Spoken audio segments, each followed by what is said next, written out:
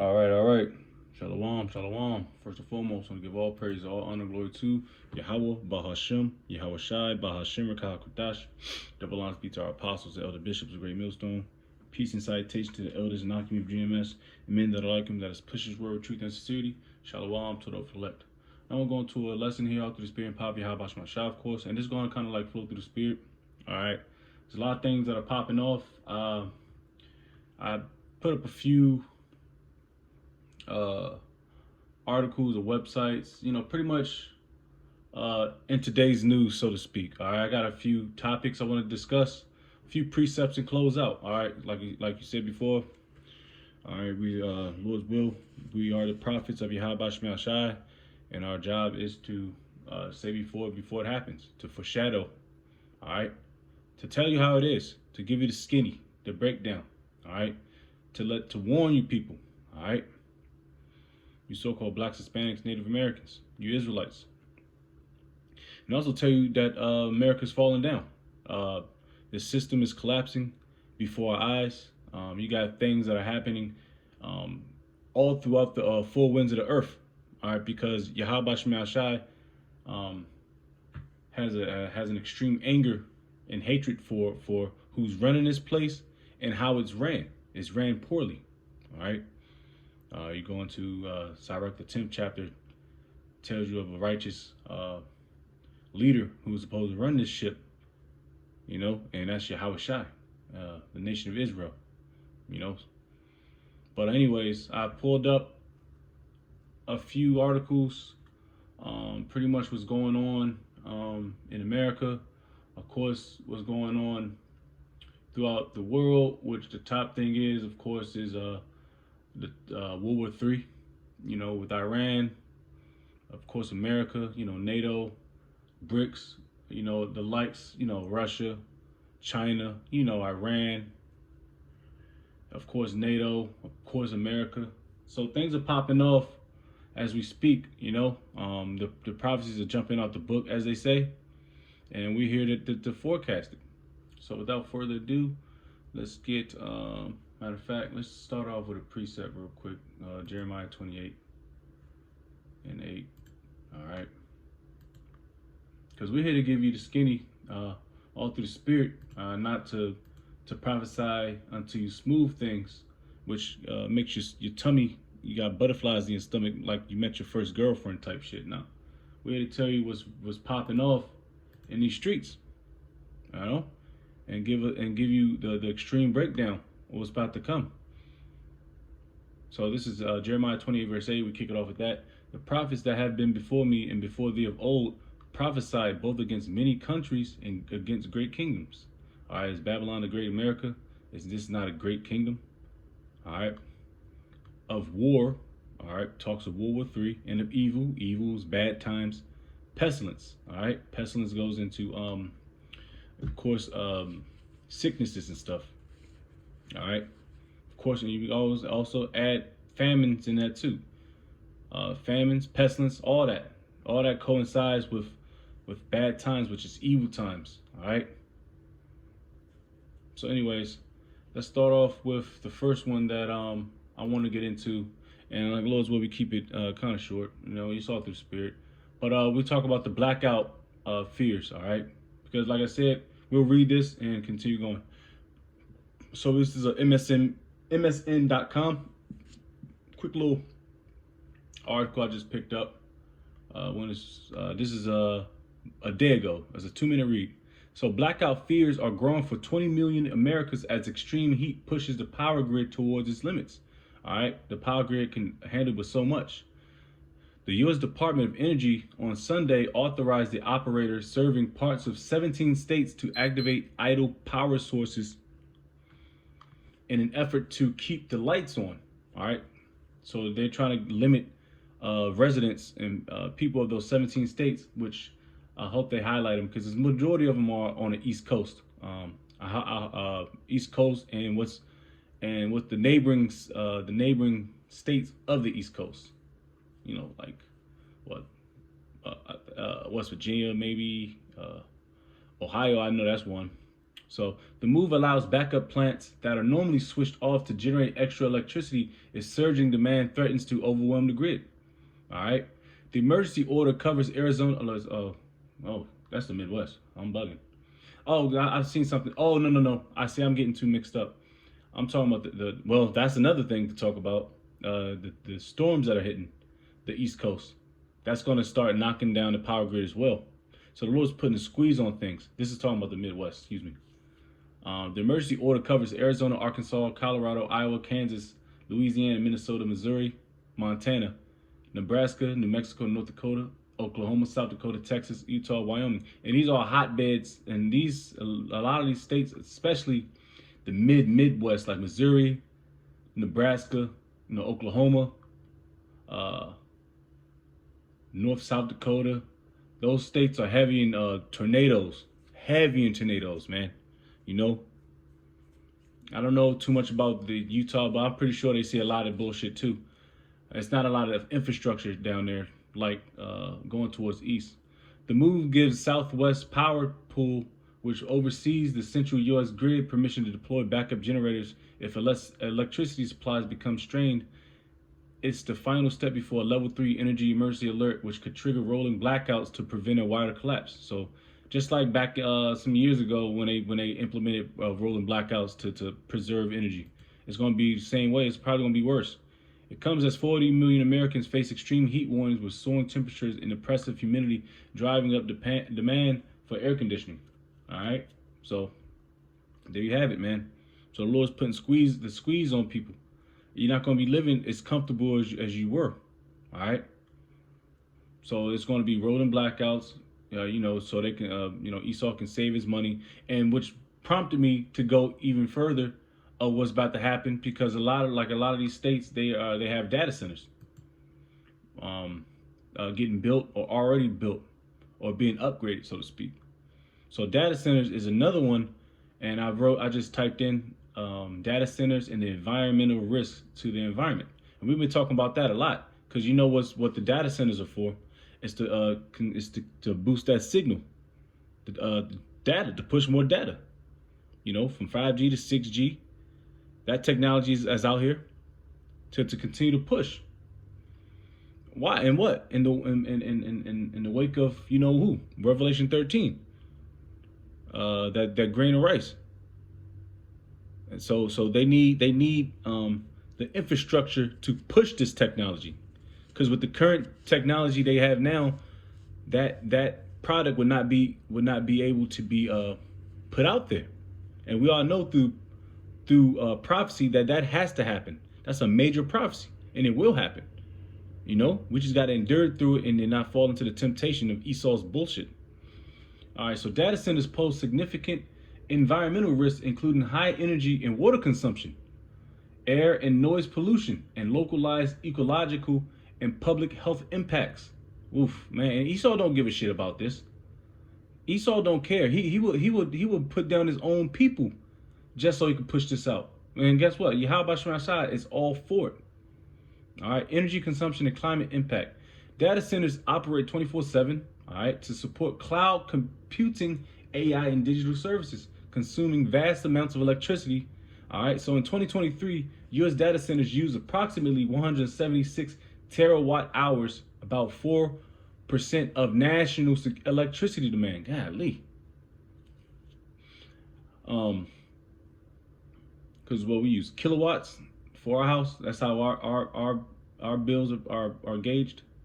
This is a terawatt. God damn. So is demand projected to rise to 6 to 12% by 2028. 6 to 12% of the power grid is going to be used up by these data centers that's being put up. So 6 to 12%. That's a big jump from 2023. So they're pushing this. They're trying to push this quick. It says 2028, largely driven by AI workloads, high energy use can strain regional power grids, increase electricity costs. Okay, so expect your gas bill to go up, and if sourced from fossil fuels, contribute to greenhouse gas emissions and climate change. Even with renewable energy commitments, many smaller facilities lack resources to fully offset their carbon footprint. And also, you got to understand, Esau is trying to go full electric grid. And that goes into that canal system of what? All roads leads to that, you know what, man. They're trying to get all these stupid ass electric cars, these hybrids. They're trying to get rid of the gasoline engine, the diesel engine, to what? To put a little electric joint in there, all right? To keep you on the grid. That's the whole point. That's why they don't. That's why they using all up the rural areas for the data centers to push the infrastructure, to push the technology, tearing up the ecosystem, wildlife, tearing up the consumption of water, the power grid, and it's going to push Jake and also heathen Esau further into the city, the 15-minute cities where you can't go in and come out, which is also going to jump into what? Martial law. Let's get that real quick. See, you see a good trend here. All right. So everything is falling in place and falling in line for prophecy's sake. All right. And also for the destruction of America. So what we want? Let's see. 2nd Ezra 15. All right. This is in now. It's going to martial law. The evil times. This is 2nd Ezra 15:5. Behold, saith the Lord, I will bring plagues upon the world, the sword, famine, death, and destruction. All right. Of course, for wickedness hath exceedingly polluted the whole earth, and their hurtful works are fulfilled. All right. I want to jump down now. Let's see.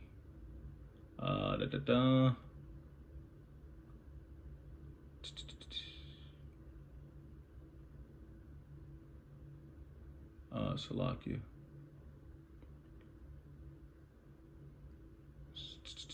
I want to get into, there you go, man shot there. Let's just start at 15. For the sword and the destruction draweth nigh, and one people shall stand up and fight against another, and swords in their hands. That's called division. You know they say in Matthew's and the book of Mark, you know, if the kingdom is divided, it can't stand. Roughly paraphrasing. And that's exactly what's happening here in America, which has always been a great division. Not just with so-called skin color.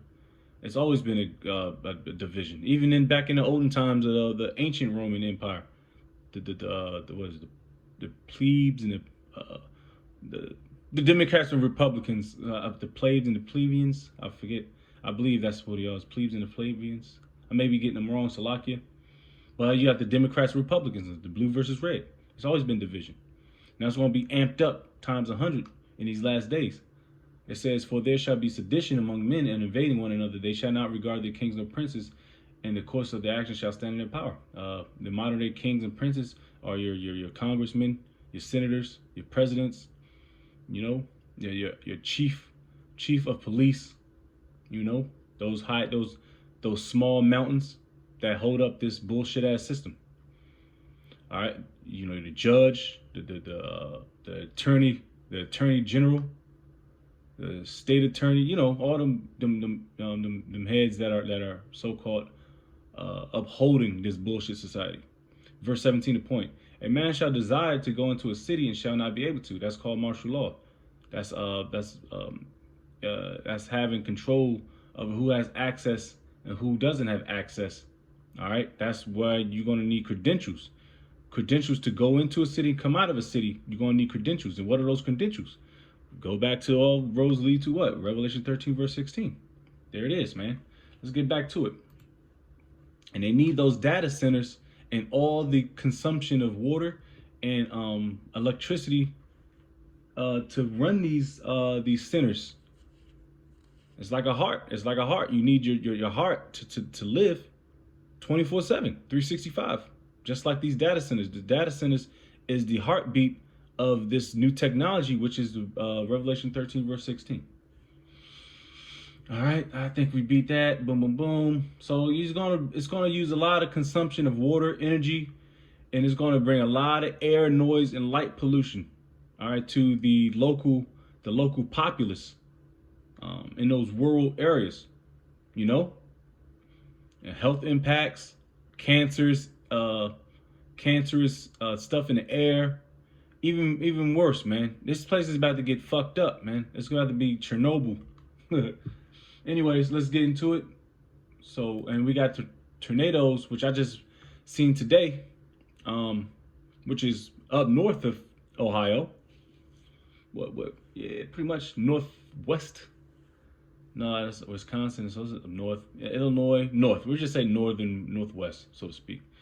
The Midwest is currently experiencing. Am I bugging? I'm not bugging. Am I? Let me see. U.S. map of states. I mean, it's up there. I know where it is, but I just want to double check for my own. Yeah. Oh shit, I'm bugging. It's straight west. What? Yeah, Wisconsin is is northwest. Illinois is straight west. Yeah, I got Iowa.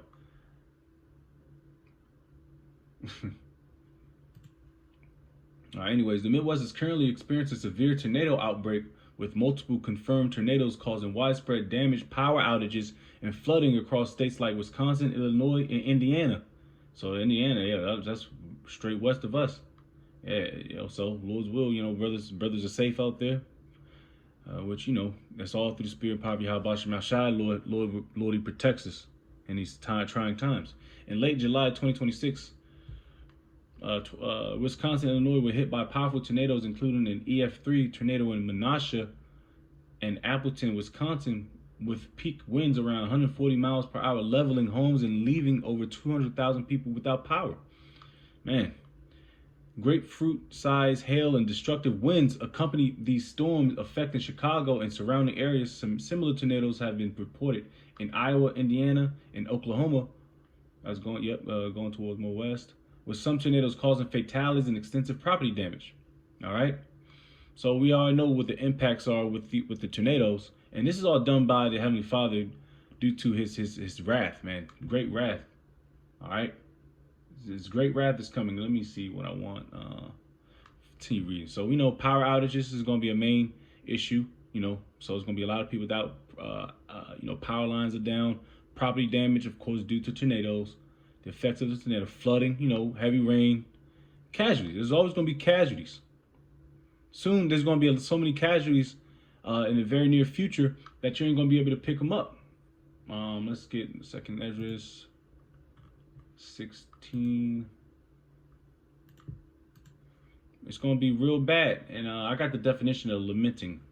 All right, we got the book of Lamentations, in our scriptures, for the children of Israel, 12 tribes. We went through a lot of, we're still lamenting to this day.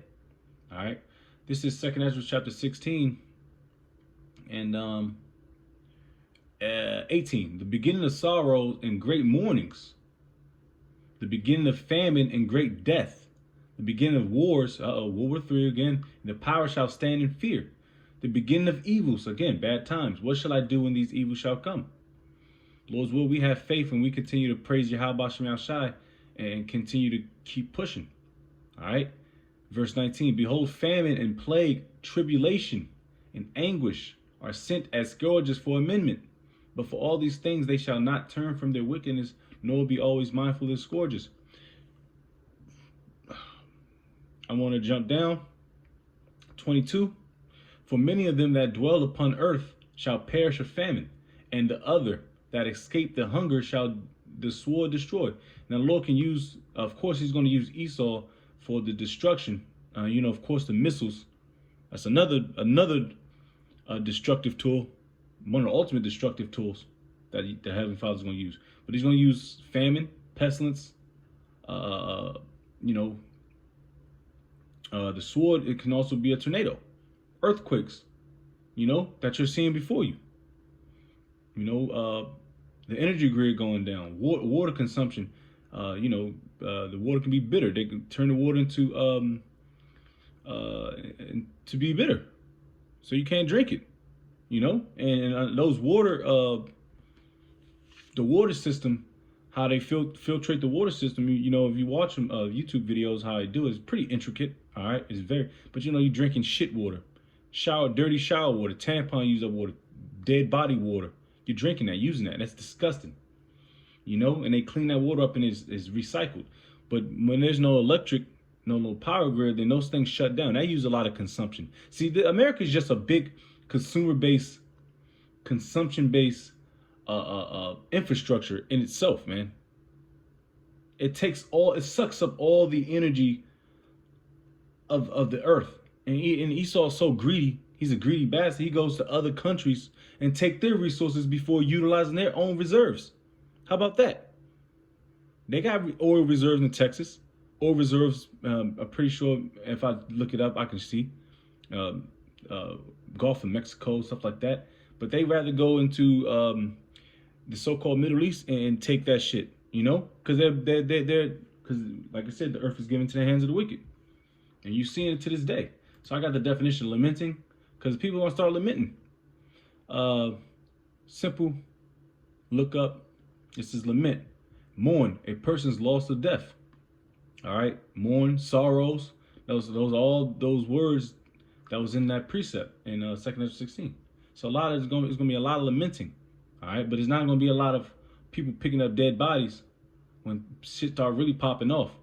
People ain't gonna have time to do it. They're gonna be fending for themselves. There ain't gonna be no damn get Auntie May, get her a casket, get her a headstone, make sure she got her favorite church outfit on. No, there's no time for that.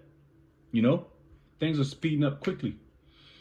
All right, let's get into that. So we got the tornadoes. It's tearing up, tearing shit up. Lord's will, brothers and sisters and the households, Lord's will, we're protected through the Spirit. All right, now we're go into World War III. What's going on? What's popping off geopolitically, so to speak. So this is Stars and Stripes. I'm pretty familiar with this website. So it says U.S. troops casualties in Iran war surpassed 600 as fighting pauses. And we've seen those 4 troops. They say about 17 people was confirmed, but they always pulled up like the four soldiers, army soldiers that was put down. A couple females, I think a couple males. A couple. I think it was a couple Israelite northern tribe shorties that was put down. But that's what they say. But now it's talking about 600 casualties. So the number of U.S. service members wounded and this is posted as of July 27, 2026. So yesterday. It says the number of U.S. service members wounded in the war with Iran has surpassed 600 according to the latest figures posted to the Pentagon's casualty tracking database. So this is pretty much accurate. If I mean, as much as you can, because the Pentagon, they track a lot of this stuff. DOD. The updated casualty figures come as U.S. forces have gone 3 consecutive days without reporting strikes on Iran following nearly 2 weeks of sustained fighting over the Straits of Hormuz. Pentagon spokesman Sean Parnell said last week that nearly 100 service members had been wounded in the retaliatory attack since July 7th. That number is now 207, with the majority of injuries coming from the Army, according to the Defense Casualty Analysis System. So ground troops. The Pentagon also appears to be separating Iran war-related casualties into 2 categories: Operation Epic Fury and overseas operations, which began July 7th. Combined, the 2 operations account for 624 wounded service members. 18 U.S. service members have been killed in the war, 4 of them who died in the weeks since armed combat resumed following the collapse of a tentative ceasefire. That's talking about those 4 troops we were talking about. The new operation began the same day President Donald Trump informed Congress that the nation was once again at war with Iran, and move the administration says restarted the 60-day clock that allows president to use the military without congressional approval. So he can push that goddamn red button. Now, he has the power to do that without congressional approval.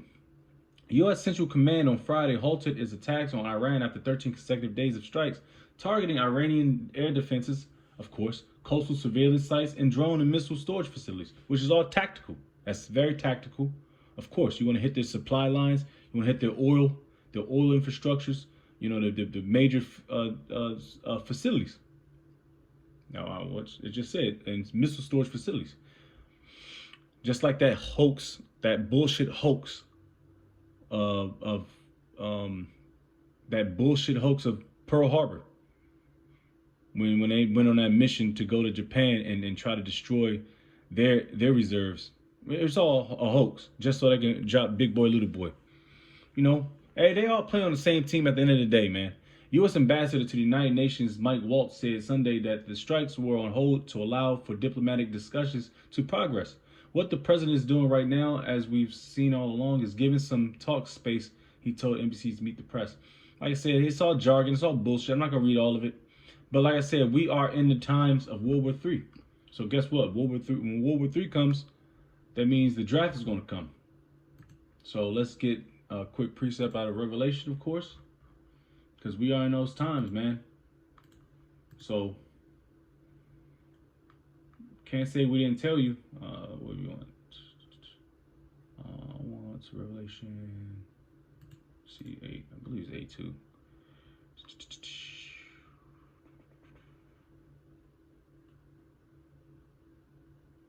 That's Revelation 9, I believe. I always get the Revelation 8:11. There's another precept in there. Yeah, in this one. Revelation chapter 9. Revelation chapter 9, verse 12. One woe is past, and behold, there come two woes more hereafter. Now, Revelation 9 is talking about World War One. All right, and then you go into World War Two. So this is talking about World War One in Revelation 9th chapter. All right, it's a good breakdown. But anyways, like I said, one woe is past, and that happened early 1900s, 1914, what's 1919, the 5 months in Revelation 9, verse 10, and they had tails like unto scorpions, which is talking about the fighter planes, and there were stings in their tails, and their power was to hurt 5 months.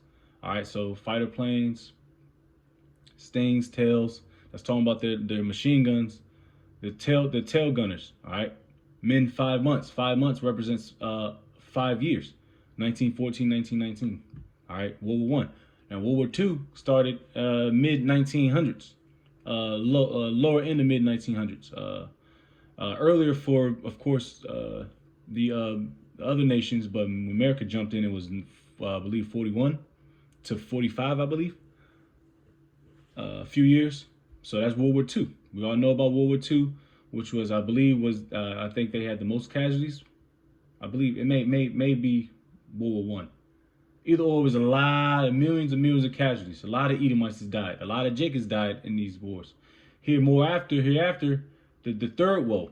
Now it's 2026. Do the math. 80 to 100 years later, so to speak. Do the math. I'm not that good with math right now. I don't feel like thinking.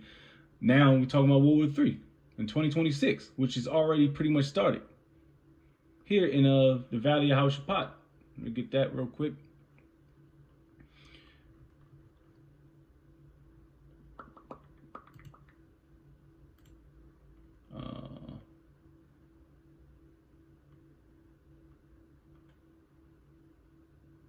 Yeah, man.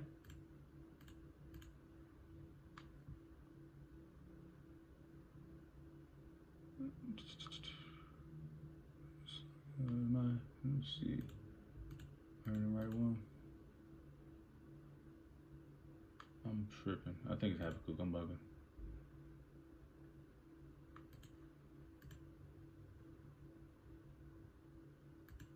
Come on, man.